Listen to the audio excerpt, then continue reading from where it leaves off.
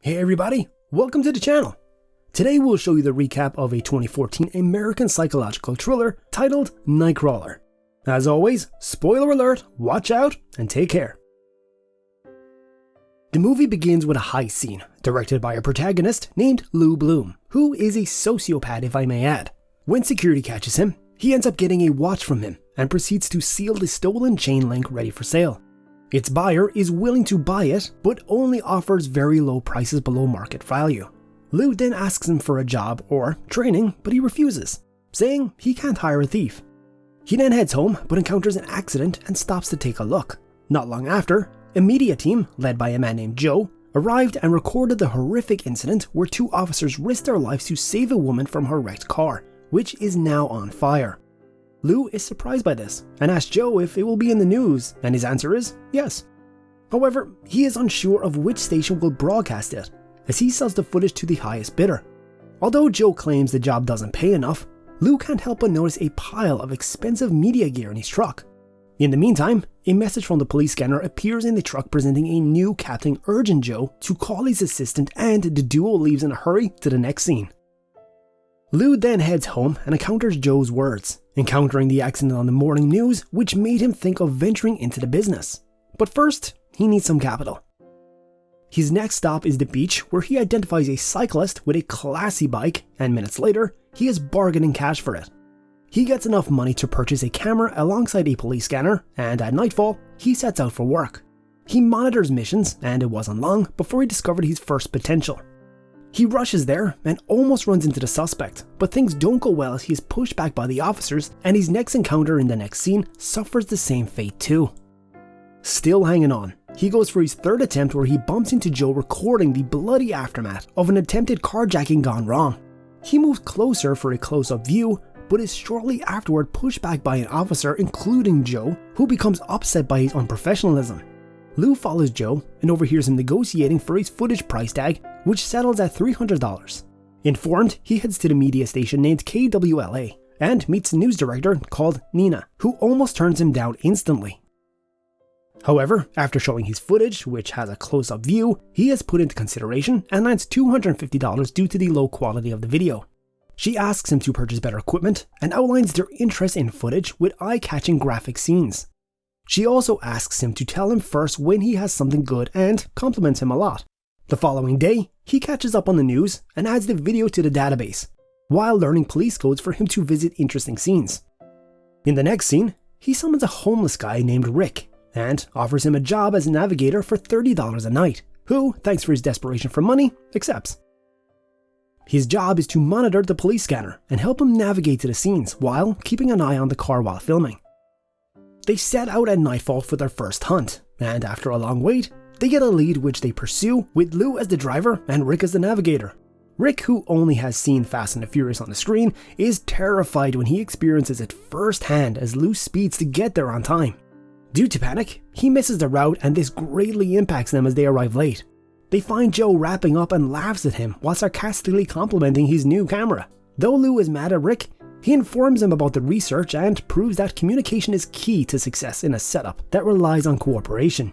As time goes by, Lou masters the game and even alters some arrangements in a scene to capture captivating shots.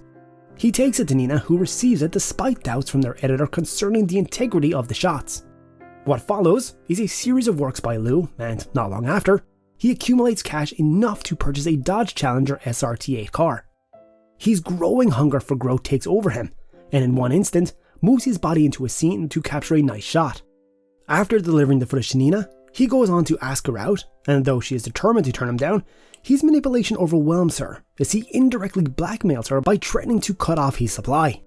As he heads out, Joe walks up to him with an offer, as he is planning to launch a new van, which he wants Lou to manage, but is totally disinterested. In the next scene, Nina joins Lou for dinner, but makes it clear that her turn-up is only professional courtesy call. However, Lou is well prepared for that, and goes on to give her own insights. He notices that her contract is ending soon, and the ratings in the following month would have a great impact on her as far as the contract's safety is concerned. Later, Lou continues his work, but when he visits a new scene, he's prevented from filming the event.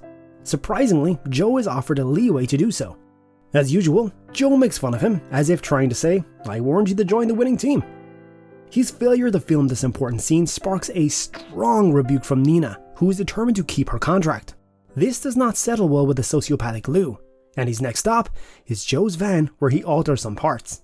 Hey Joe, if you are lucky, great Father Abraham, and if it's the country, give Hitler a slap too.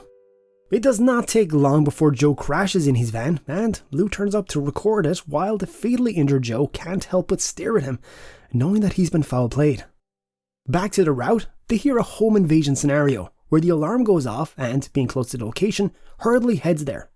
They get there before the cops, and Lou carefully approaches the house, and manages to record the perpetrators and their getaway vehicle as they leave. He then heads inside, and captures the aftermath of the gruesome scene, and hurriedly leaves before the cops arrive. Before delivering the footage to Nina, he makes a stopover and cuts off the scene, revealing the perpetrators and their car. Nina receives it, and despite it being gross and graphically off, she is willing to post it to keep the ratings high in her favour. However, things get tough when Lou airs his demands of having his work credited and price determined by him. She has no option but to comply to his demands, and she goes ahead and introduces him around. The footage doesn't go well with the authorities, and they knock on the door to inquire as they think he might be hiding some details. However, he denies having clearly seen the criminals, saying that he only recorded it once he entered the house.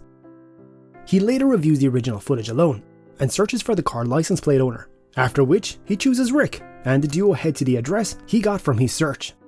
He intends to sell out the criminal's location at a perfect spot to cause confrontation for him to film a scene. They find one of the guys and trail him to a restaurant after picking his mate. This unnerves Rick, and he demands a higher salary due to the risks involved, and after a spirited fight, Lou agrees to split the salary 50-50. He then calls the cops and informs them of their location, and goes on to describe their appearance. He orders Rick to move across the street to capture for a second angle while he shoots from the car. Rick is hesitant, but Lou threatens to harm him physically, prompting him to do so. Not long after, the cops arrive, and as predicted, hell breaks loose and one of the criminals is taken down, but also goes alongside an officer. The other one manages to escape in his car, and a chase begins. While they go past their red light, the police car is crashed away, but Lou keeps up with the fellow, and the second police car gets in the way and the criminal ends up crashing together. Lou hurries to film and asks Rick to film the criminal, who he claims has passed out. Unknown to Rick, it's a trick as the guy takes him out. The guy steps out of his car but doesn't shoot at Lou, probably due to his cold stare at him. Let me know in the comment section below why you think he didn't shoot him. Anyway, back to the story. The cops arrive shortly after, and he's taken down too. Lou then walks up to the severely injured Rick and informs them that he would risk jeopardizing the company's success due to an untrustworthy employee. In the next scene, he delivers the footage to Nina, who appreciates him for choosing to bring it to her this time and asks him to quote his price. Later on, he is interrogated by the detective, who is convinced he withheld information. However, he has crafted a legally upright defense story as he attributes the ordeal to his trail of it. He then noticed two men whose shapes and movements resembled those at the scene, after which he called the cops. In his opinion, the criminals might have come across the footage and feared he might identify them. Thus, they tracked him down to eliminate him. The movie ends as Lou leaves the station and joins his interns as they all set out to expand his empire. Thank you guys so much for watching, and we hope you enjoyed this video. If you did, be sure to give it a thumbs up and subscribe for even more content just like this. If you have a movie you'd like us to recap, let us know in the comment section below and we'll get on it. See you guys in the next one. Take care.